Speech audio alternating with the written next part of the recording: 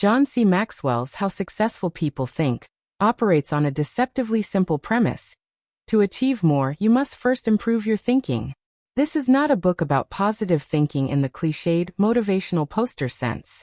It is not about merely repeating affirmations and hoping for the best. Instead, Maxwell presents a compelling case that success, in any field, is primarily a cognitive achievement before it becomes a tangible one. The book is a manual for the mind, a guide to cultivating the mental habits and disciplines that form the bedrock of extraordinary accomplishment. Maxwell argues that the landscape of our lives is shaped by the quality of our thoughts. If we want to change our circumstances, we must first remodel our thinking. He positions himself not as an untouchable guru, but as a fellow traveler who has studied successful individuals and distilled their common mental traits into an accessible framework. The central thrust of the book is that successful people are intentional about their thinking. They do not leave it to chance.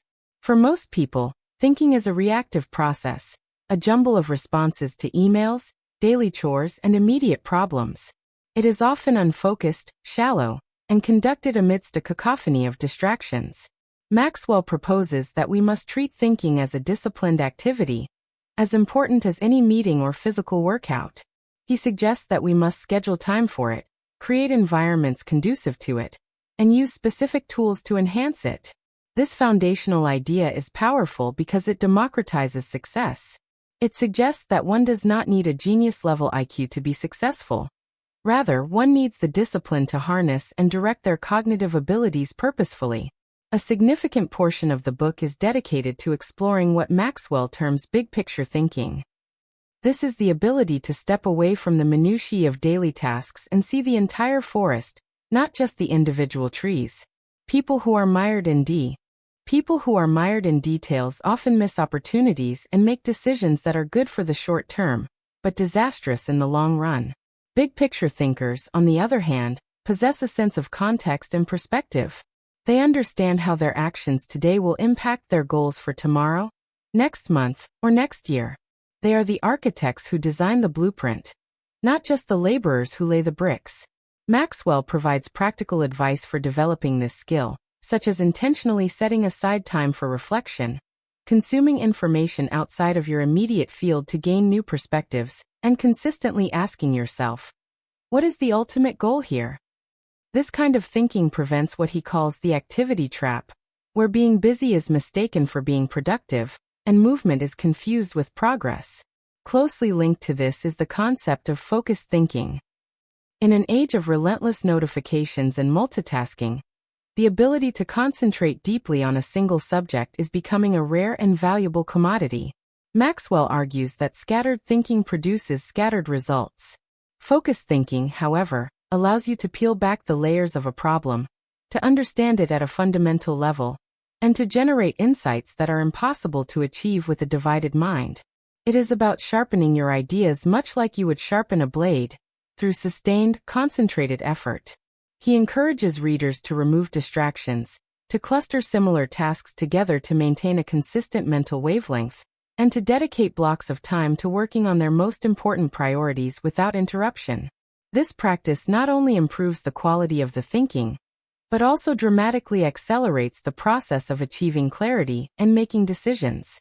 Another critical mental discipline Maxwell explores is realistic thinking. This is often misunderstood as pessimism, but he is careful to draw a clear distinction. Realistic thinking is not about expecting the worst. It is about building your plans on the solid ground of reality, rather than the shifting sands of wishful thinking or ungrounded optimism. It involves taking off the rose-colored glasses and assessing a situation with honesty and objectivity. This includes acknowledging potential pitfalls, understanding your own limitations, and accurately evaluating the resources at your disposal. A realistic thinker, according to Maxwell, does not get paralyzed by problems, but is empowered by them because they have already been factored into the equation. This approach builds credibility, as people come to trust your assessments, and it minimizes risk, as you are less likely to be blindsided by unforeseen obstacles. He suggests techniques like basing your expectations on proven experience rather than hope, doing your research thoroughly, and seeking out the counsel of others who can provide a grounded, objective viewpoint. Maxwell then delves into the generative power of creative thinking. He posits that value in today's world is increasingly created through innovation and novel solutions. Creative thinking is the engine of this process. It is about breaking free from the way it has always been done and exploring new possibilities. However, Maxwell demystifies creativity.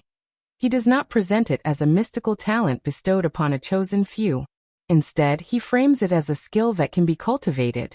He encourages readers to become idea-conscious, to constantly look for connections between seemingly unrelated fields, to challenge assumptions, and to embrace the discomfort of being a nonconformist when necessary. He discusses the importance of creating an environment that stimulates creativity, whether that means surrounding yourself with inspiring people, changing your physical location, or consuming diverse forms of art and literature. The goal of creative thinking is to generate a surplus of options, to find a better path, and to add unique value that sets you apart from the competition. No idea, no matter how brilliant, exists in a vacuum. Maxwell strongly emphasizes the importance of strategic thinking. This is the bridge between a great idea and its successful implementation. A strategic thinker takes a creative concept and formulates a step-by-step plan to make it a reality. They are like a master chess player, always thinking several moves ahead, anticipating the countermoves of their opponents, or the market or circumstances, and allocating their resources for maximum effect. Strategic thinking involves breaking down a large goal into manageable, sequential tasks, identifying the linchpin actions that will have the greatest leverage, and creating a timeline for execution. Maxwell argues that many great ideas fail not because they were bad ideas, but because there was no coherent strategy to bring them to life. He advocates for the practice of creating detailed plans, visualizing the entire process from start to finish, and remaining flexible enough to adapt the strategy when new information arises. Underpinning all these thinking styles is the necessity for reflective thinking. Maxwell makes a powerful case that experience alone is not the best teacher. Evaluated experience is. Many people go through life moving from one task to the next without ever pausing to learn from what just happened. Reflective thinking is the practice of looking back on your experiences, your successes, your failures, your conversations, your decisions, and mining them for wisdom. It is in these quiet moments of contemplation that the true lessons are learned and internalized. This process solidifies what worked, helps you understand why something failed, and provides clarity for future actions. Maxwell suggests making reflection a daily ritual, perhaps at the end of the day, by asking questions like, "What did I learn today? What could I have done better? And what is the recurring theme in my recent challenges?" This habit transforms a busy life into a growing life, ensuring that you are not just getting older, but you are genuinely getting wiser. Furthermore, Maxwell introduces the idea of questioning accepted thinking. Every industry, every organization, and every culture has its sacred cows, beliefs and practices that are accepted without question. Successful people, however, often become successful by challenging these very conventions. They possess what Maxwell calls popular thinking, as a default mode that is comfortable but rarely leads to breakthrough success. To achieve more, one must be willing to ask, "Why is this done this way? And is this still the best way?" This requires intellectual courage, as it can lead to criticism and resistance from those who are invested in the status quo. But it is through this questioning that innovation occurs and paradigms are shifted. Maxwell encourages readers to regularly audit their own beliefs and the common practices in their field, to be open to new information that contradicts old assumptions, and to not be afraid to be the one who points out that the emperor has no clothes. A particularly insightful section of the book deals with collaborative thinking. The myth of the lone genius is just that, a myth. Maxwell argues that the best thinking is often done in concert with others. The principle is simple. One mind is good, but several minds working together are exponentially better. Collaborative thinking leverages the collective intelligence, experience, and perspectives of a group. It allows ideas to be sharpened, tested, and improved upon before they are implemented. However, Maxwell is not just advocating for standard committee meetings, which can often be unproductive. He provides guidance on how to foster genuine collaboration. which involves creating an environment of psychological safety, where people feel free to share half-formed ideas without judgment, where the goal is to find the best idea, not for any one person to win the argument. He stresses the importance of listening to understand, not just to reply, and of building on the contributions of others. This synergistic thinking, where the whole becomes greater than the sum of its parts, is a common thread in the stories of most great achievements. Finally, Maxwell brings everything together with the concept of unselfish thinking. This may seem counterintuitive in a book about success, which is often associated with personal ambition. However, he makes a profound point. Thinking that is solely focused on personal gain has a limited ceiling. When your thinking expands to include the benefit of others, your influence and impact grow exponentially. People are naturally drawn to those who add value to them, and who have their best interests at heart. Unselfish thinking builds trust, fosters loyalty, and creates a legacy that outlives any single personal achievement. It is the difference between being a boss and being a leader. Maxwell suggests regularly asking a simple but powerful question: how can I add value to someone today? This shifts the focus from what can I get to what can I give, and paradoxically, often leads to receiving far more in the long run. In review, How Successful People Think is a profoundly practical and insightful book. Its greatest strength lies in its actionable nature. Maxwell does not just describe abstract concepts.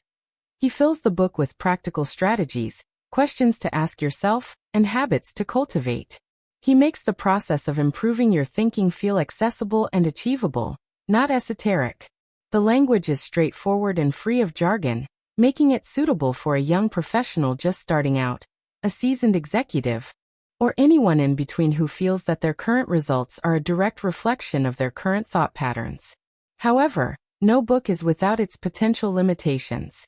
A critical reader might point out that the concepts, while well articulated, are not entirely new. The ideas of big-picture thinking, focus, and strategy have been explored in countless other personal development and business books. Furthermore, the book is heavily weighted towards the what and the why, with some readers potentially wanting even more detailed, step-by-step protocols for the how. The principles can also feel somewhat idealized. Implementing all 11 thinking styles simultaneously would be a monumental task, and the book could benefit from more guidance on prioritization for someone just beginning this journey. Despite these minor points, the book's value is immense. Its power is not in presenting a revolutionary new theory, but in synthesizing timeless wisdom into a coherent, memorable, and highly practical system. It serves as a powerful mirror, forcing the reader to confront their own mental laziness, distractions, and unexamined assumptions. The recurring message that you must make time to think, that it is a discipline to be scheduled and protected, is a wake-up call in our hyper-busy culture. In conclusion, How Successful People Think by John C. Maxwell is far more than a book. It is an invitation to a mental workout. It challenges the reader to move from being a passive consumer of thoughts to an active architect of them. By exploring and practicing the various thinking disciplines, from the panoramic view of big-picture thinking to the grounded honesty of realistic thinking, from the generative power of creative thinking to the practical roadmap of strategic thinking, one can fundamentally alter their trajectory. The underlying thesis is empowering. Your life today is the result of your past thinking.